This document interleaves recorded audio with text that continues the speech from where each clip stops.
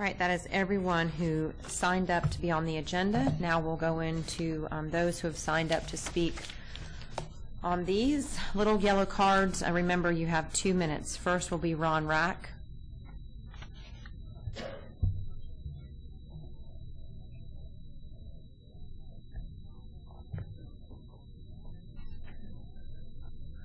Good morning. Good morning. Or for me, it's kind of good night. I work third shift, so I haven't been to bed yet. Ron Raack, 10580 Southeast 131st Place, Ocklawaha. I've been here many, many times, and when I come, I always come armed with the Constitution. I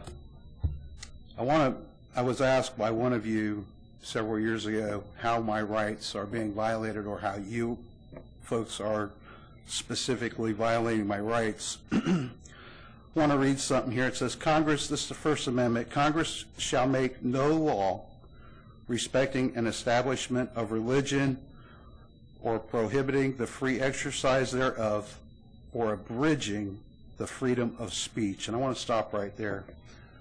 Did a little bit of research. That word abridging is very, very interesting. Does anybody know what it means? It means to shorten. That's what it means.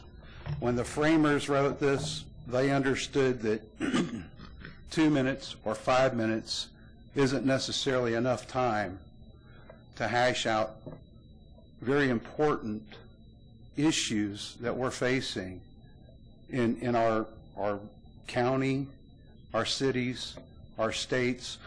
You know, we have look at what the Senate did with the filibuster. You know, the whole thing with the Second Amendment there a couple of weeks ago, where they sat on the floor and whined about the Second Amendment and stuff like that.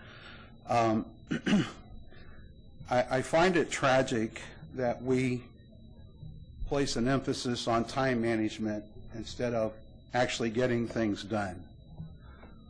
There's a lot that we can discuss when it comes to infringement of rights. No direct taxes. Here's a question. We have the right to own property. I think it's Article 2 of the Florida Constitution.